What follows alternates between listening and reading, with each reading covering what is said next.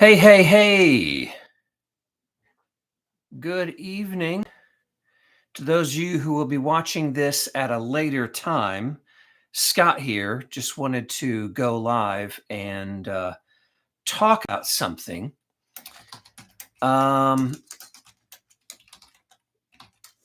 and I'm going to wait at least for maybe a few folks to arrive and join us. And if they don't arrive soon, we will get started anyway. There. Chance, what's up, brother?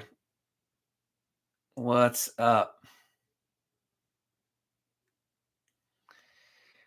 How's it going, man? What is new?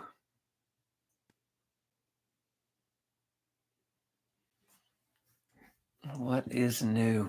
All right, we're up to 3 folks. It is a hopping place to be. Somebody's like 3 people and it's a hopping place to be. For me, it is.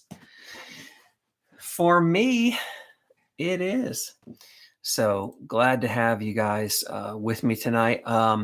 This is not going to be an hour-long episode. I promise you that. But I was just talking. I'm going to name drop here. Going to do a little name drop. It is your hair shorter than mine, dude. I want to see that. We're gonna. I was gonna name drop. I was just having a conversation with Test the Prophet. We're buddies, and so uh, Test the Prophet went out. I hope I'm not. I hope I'm not speaking out of turn here. But he went to the former Adventist Fellowship out in Loma Linda, California, a few weeks ago, and so I wanted to kind of touch base with him and find out how that went and see if he had a good time and all that kind of stuff. And we were talking about his videos, and we talked a little bit about Miles and answering Adventism.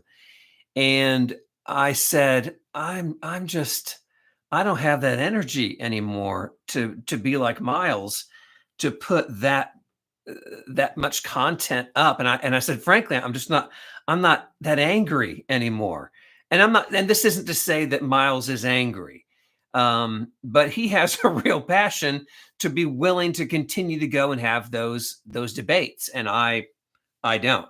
I'm passionate about things, and I'm passionate about the gospel and speaking to friends and helping friends in their walk. I'm passionate about that, but about Adventism, I'm just not. I don't. Yeah. So anyhow, what I said to him was, I said, what I want to do is every now and then just kind of go on and share a thought that has been kicking around my head. And I said that's what I think I might do as soon as I finish talking to you. And so lo and behold, here I am.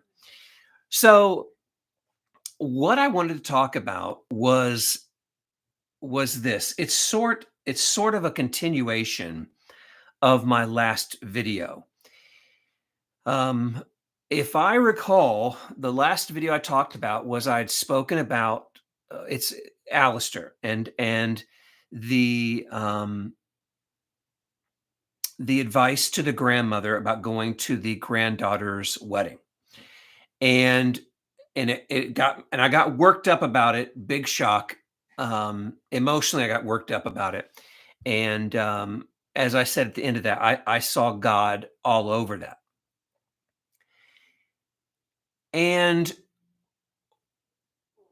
I don't know that I can't recall if it was during that video that I started talking about the Super Bowl. So if I said that, I apologize, because I'm going to repeat some of that right here, right now. So during the Super Bowl, I had my wife and we had some friends over, and these were some rather loud friends. They're the kind of like, let me begin by saying, when I watch the Super Bowl, part of my favorite part of the Super Bowl is the commercials. The only way you can really appreciate the commercials if everyone is quiet. these these were not quiet people. And I'm not going to be a host that tells everybody to hush because I want to hear about this Doritos commercial. I'm not going to do that. So I realized I was taping it. And so I realized when it's over, when they've all gone home, sometime this next week, I'll sit and I'll watch the whole thing again, and I'll hear all the commercials that I did. And in fact, I did that. And it was funny because there was so much talking that later on when I watched it again, I'm like, this was a commercial? Like they were so loud, I missed entire commercials. Like I anyhow. But one thing that did happen during the Super Bowl was there is this campaign, He Gets Us. He Gets Us. And yeah, the football, that was really weird. That was a dumb commercial, man. Anyhow, there's this campaign of commercials for Jesus, He Gets Us. And the video that played, and if you've not seen it, you can simply go to hegetsus.com. I have it on my other screen here. And the video or the one that was played during the Super Bowl was they title it foot washing. Okay, foot washing. And in this video, you're seeing a number of still photos of people washing a person washing somebody else's feet. And I'm just going to play it here. I'm going to mute it. It's like I'm seeing a son wash his father's feet, a police officer washing the feet of an African American, like a preppy girl washing like this other girl. There's like this old cowboy washing like an older Indian. There's a abortion clinic protester and a pregnant mother outside of an abortion clinic. There is a heroin or a drug induced like mother and looks like her daughter washing her feet. There is a environmentalist, a climate change activist, and there is an oil well digger washing her feet. There is a girl who looks to have it's an immigrant. You have a woman like a midwestern middle class, looks like mom, soccer mom, washing the feet of this immigrant standing outside of a bus about to head to Chicago. You see what looks like maybe a Jewish woman in front of her home washing the feet of a Muslim woman. You have what looks like Democrats and Republicans. It's a protest. They have signs saying "Shut him up." They have signs saying "Silence hate," no censorship, and you see these people screaming at each other. And in the middle of them is a black girl washing the feet of what looks to be like a Latino young lady. You have it looks like in the deep South, you have this white man and this black man with their feet together in like a basin. And then the last one looks like a Catholic priest washing the feet of what I presume to be a gay man out by the ocean. And so when this video played, there's no real words. There's no real words. It's just these pictures. And they just keep coming up. And the final thing it says, Jesus didn't teach hate. He washed feet. He gets us. And what I'll say to you is that I was frankly surprised / disappointed at the hate this commercial got. I was really surprised at the hate this commercial got. And the things I heard and the hate that it got was not from unbelievers. The hate that I saw was coming from believers that opposed this thing, that this is full of like leftist views. This is playing right into their, whatever, into their agenda. And I'm like, and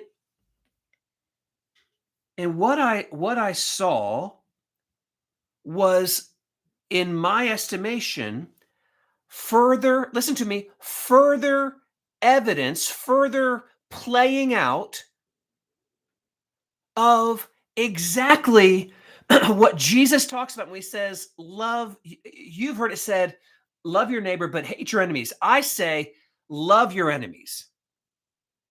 What is this? What is this entire thing, if not loving your enemy? Every single one of these pictures is it's showing like these people on two sides of the coin, the police officer and like the young black man. um the abortion, the pro-life, washing the feet of the mother potentially about to go in and abort her child. um the climate change versus the oil driller. Every one of these are the two sides of the coin. And I was honestly like, I was a little stunned.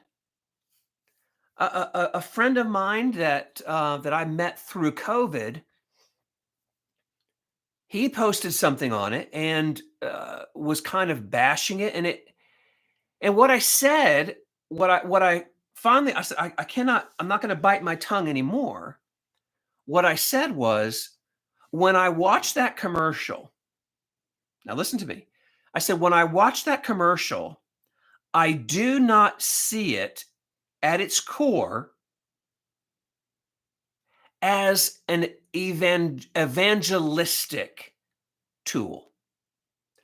When I watch that commercial, I don't see it as an evangelistic tool, though I know that it could be. What I see it as is a wake-up call to the church. Because what it's saying is, this is what you need to be doing. You need to be loving your neighbor, loving your enemy. That's what the commercial was. And for many people, they didn't like that. And what people was it? It was the believers. They're the ones that didn't like it. Why? Because it's telling them of what they are not doing. It is telling them that you are living in ivory towers and you are not loving these people. And then, wait for it, and then it really picked up. You ready for this? Then it really picked up. What do you mean, Scott? Then there came this other video. And I do not believe this other video was produced by hegetsus.com, but it was produced to look like one of theirs. And maybe you saw it. I certainly did. And in that video, what you saw was, it said something like this: former witch turned into a Christian. And it was, I think her name is Kat Von D. She was a tattoo artist in LA. And over the last year or two, she has converted and given herself to the Lord. I'm so grateful. The next one is like, and I can't remember all of these, but it's like abortion doctor, no longer. And it just kind of went through all these. This is what they were. This is what they are. This is what they were. This is what they are. Okay, now listen. This one, oh, the church loved. The believers that I saw online, oh, they love this one. And so for me, when I sat back and I'm weighing both of them, Both videos are providing very valuable messages. That one, the church needs to be loving of its neighbor and loving of its enemies, washing feet. And God has the power, the absolute power, to convert anyone that he sees fit. It doesn't matter who they are, what they've done, God has the power to awaken them and bring them to spiritual life. These are two incredibly powerful messages. But what was really striking to me was the emotional response, the real disgust for the first one and the love of the second one. And I sat back and I said to myself, why is that? And then it hit me. We don't like the first one because it tells us we need to change. We love the second one because they are changing.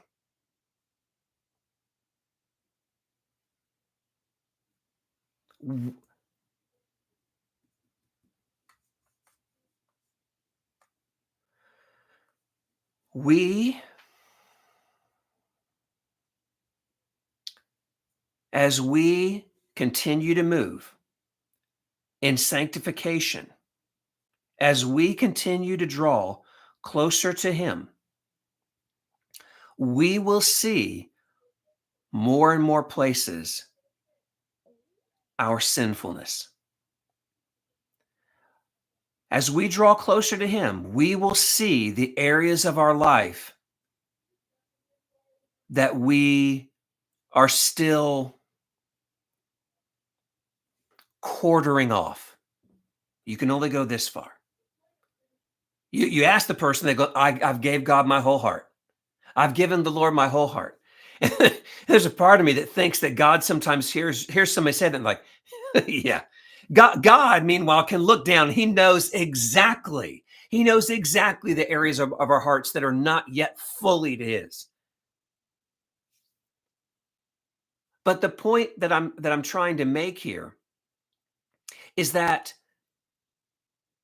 the church and those who are part of the church, you and I, we're no different. So this is not me casting stones. I'm just casting a little stones. There's some stones being cast a little bit because I am a little frustrated with it. But I have to know this about myself. I must know this about myself. There may be some in the church right now that struggle with the foot washing commercial, right? I fully get that one. There's something out there that I struggle with too. You know, I have two sons. They're almost practically legal adults at this point in time. And something that I've noticed forever was when my oldest son would come to me and speak to me about the younger son, like, when's he going to learn? He has so much maturing to do. Or he'll critique what, I can't believe he said that to you. And in your head as a parent, you're like, you said things 10 times worse. You have done things so much more terrible than that person did. But my oldest son doesn't see that. We're the same way. You and I, we're the same way. I'm convinced of that. And so there's these times that God is even hearing this video now, and he's hearing Scott get worked up because people are upset because of foot washing, and he's thinking, okay, I appreciate what we're doing, Scott, but I just give it time. One day you're gonna look back on this like, oh, I can't believe I was getting all worked up, and I wasn't thinking about this.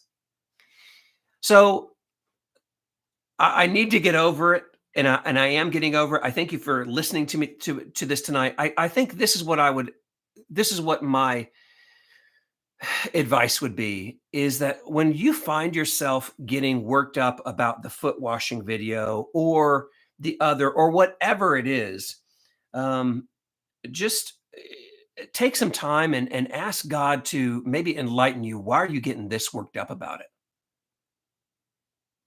Why are you getting this worked up about it?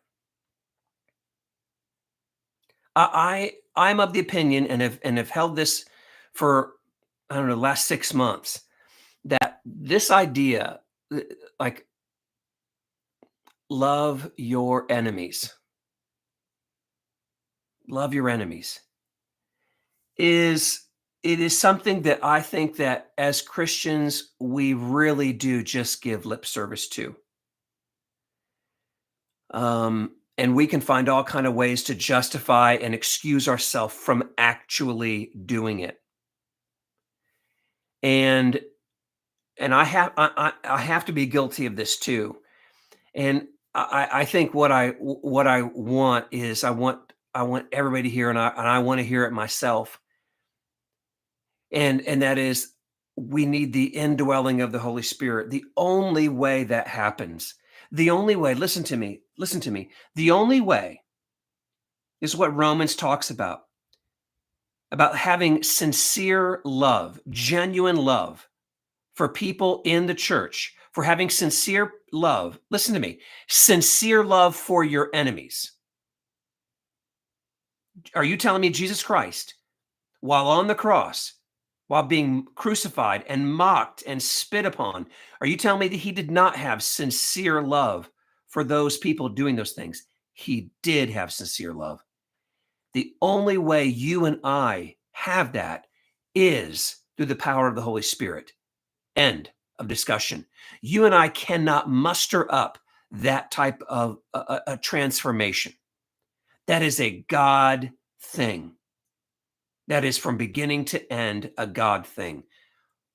Are we asking for Him to do that type of renovation in our hearts and our minds? My challenge to you would be, check yourself, check your emotions. They tell you something about where you are in relation to Him and His words and His principles, His commands, His law. Check yourself when you get those feelings of obstinance or check yourself. And it might just be an area where you need to be pleading for the Holy Spirit to dwell in you, to for it is God who works in you. Listen, for it is God who works within you, both to will and to do according to His good purpose. For it is God who works in you both to will, to desire. For it is God who works in you both to will and to do, to actually do the thing. It is God who ultimately does that. And when we find that we cannot, it indicates something, that He's maybe not fully there. There's some area of our heart that we are still not giving control of. So that's all I had for tonight. I hope this helps. Hope it's a blessing, and hope you enjoyed it. So until next time, have a great rest of your week. God bless you guys, and we'll see you next time. Have a good night.